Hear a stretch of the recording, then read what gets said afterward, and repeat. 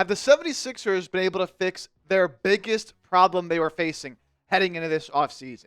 Based off some of the free agency moves they have made, including a sneaky signing they made here today, that might just be the case. I'm Jay Chipper. You're watching the 76ers Now by Chat Sports. Before we get into the main topic of today's show, we love competition here in the walls at Chat Sports. And between myself here at 76ers Now and my friend Nick Roloff at the Miami Heat Report, we are racing to see who can hit 25,000 subscribers first. Right now, Heat Report have about a 600, 700 subscriber lead over us, but they were about 1,000 subscribers ahead of us not too long ago. So the race, it's getting tighter. If you're looking for a place to get Sixers coverage every single day, I encourage you to hit that sub button and join us here. I promise you, you will not regret it.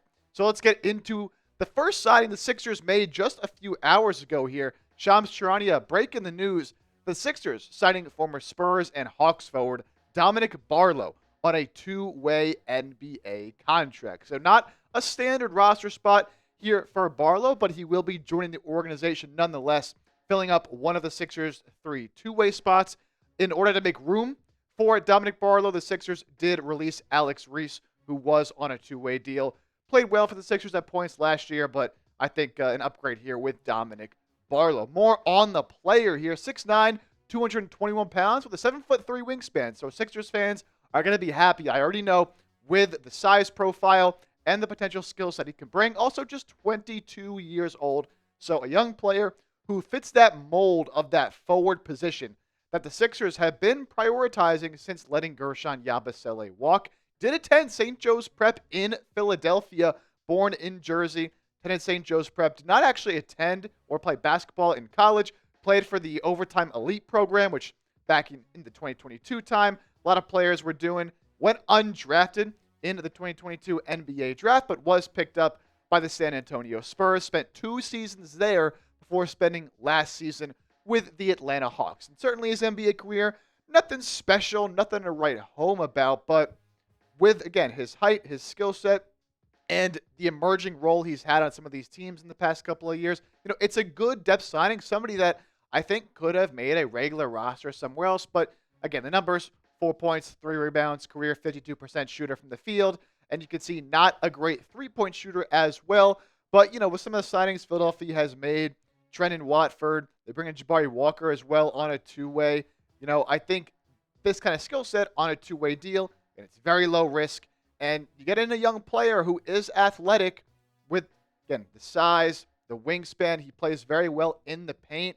That 7'3" wingspan is going to play. So you just hope you can develop those kind of players, increase their skill set, and then use the natural tools they have. So the Sixers now, all 3 two-way spots, still full. As I mentioned, they were full before. They released Alex Reese, who was on a two-way, replacing with Barlow.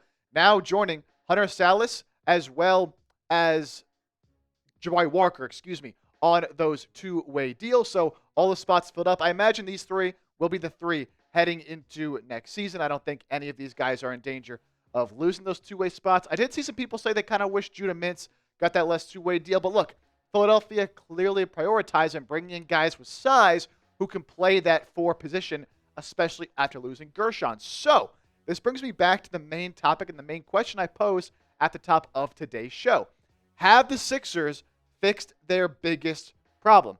What is that problem, you might be asking? Some of you might be thinking it's a Joel Embiid problem. It's a health problem. Look, I'm looking at their biggest problem that they can tangibly and reasonably fix, okay? Not something that they just got to hope they can stay healthy or, hope Joel Embiid, Paul George return.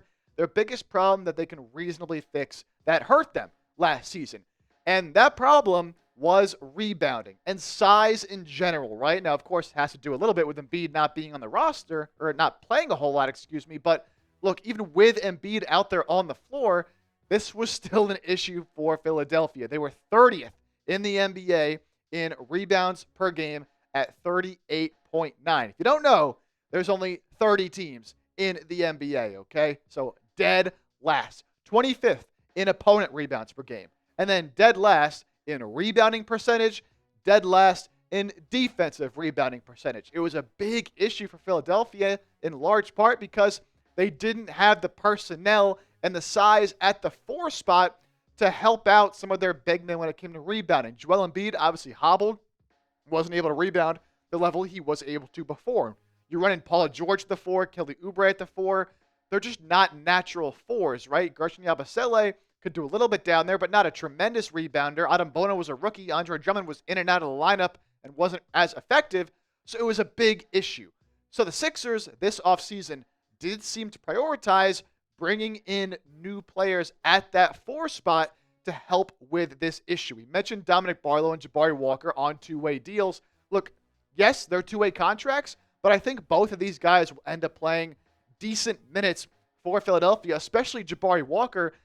One, the Sixers are very injury-prone, but two, because they fill this need for Philadelphia that they didn't really fill on the regular roster, although they did a little bit by adding Trendon Watford at 6'8", and then, of course, they draft Johni Broome in the second round at 6'10". All these guys you see 6'7" and above should be able to help with that size problem, that rebounding problem that really punked Philadelphia. If you're not rebounding the basketball, man, it's very simple, but it's very hard to win games when you're not doing that. So adding these 4 forwards, all 6'7" or above, especially someone in Broome, who I think is going to play significant time, even Watford I think is going to have a big role in two-way guys, that tells me Daryl Morey is at least trying to address this issue.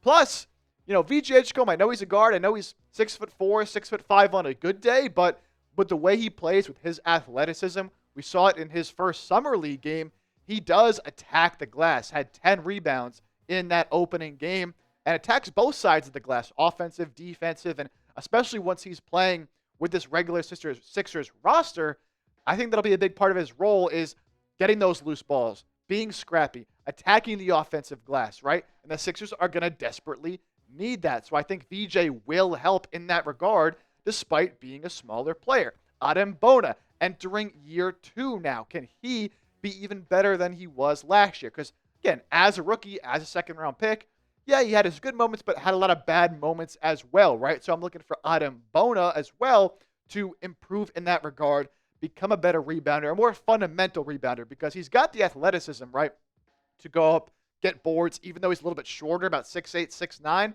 I want his fundamentals to be better. Also got to talk about Andre Drummond, because I don't think he's going to be on the roster as we head into next season. He is as of this moment. I think Philadelphia ends up trading Andre Drummond, but in theory, a very good rebounder.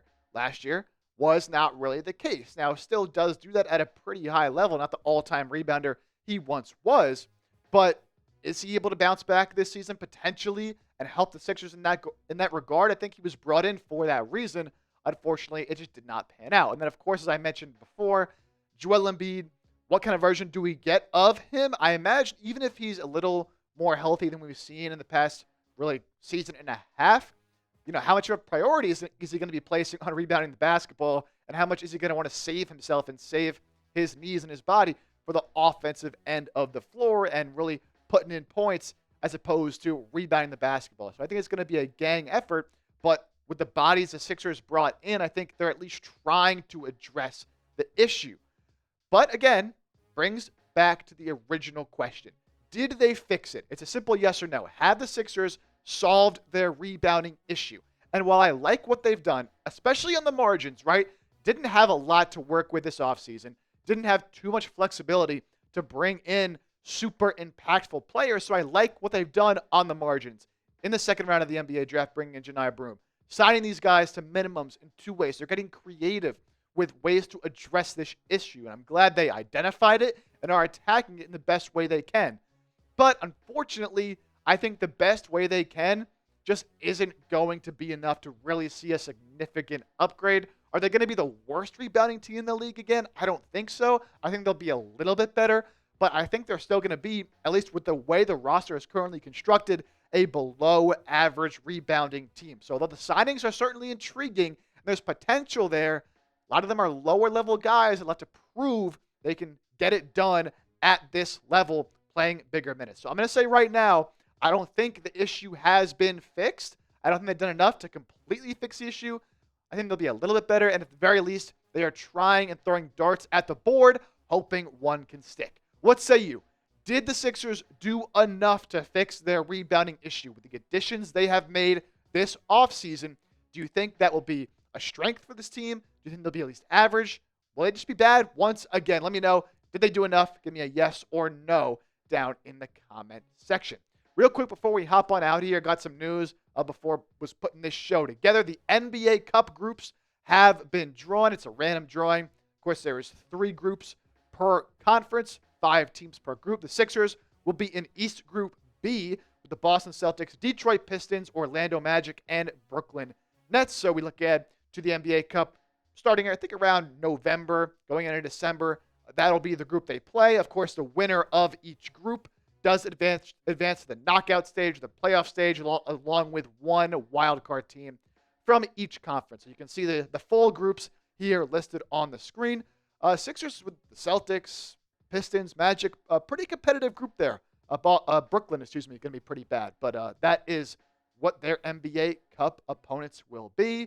Sixers have loftier goals than winning the NBA Cup, but it's an exciting time nonetheless. Also want to tell you guys and remind you guys about this fantastic deal. I've been keeping up and looking on the website, and these are really, really flying. These Tyrese Maxey City Edition jerseys, because they're 50% off right now, on clearance, on sale. A tremendous, tremendous price. Down from $120 to just $60. $60. Are you kidding me? For a Tyrese Maxey City Edition jersey? So you gotta go get yours before it is too late. That deal is not going to last forever. Chatsports.com/Maxey50. It'll take you to Fanatics. They'll know that we sent you, and then you can get your Tyrese Maxey City Edition jersey for 50% off. But again, get it done before it is too late. Appreciate you all for tuning in to today's show. If you're still hanging out at this part of the video, that lets me know you're a real one, and hopefully that means you did enjoy today's show. If you did, I encourage you, hit that sub button for more Sixers content just like this every single day.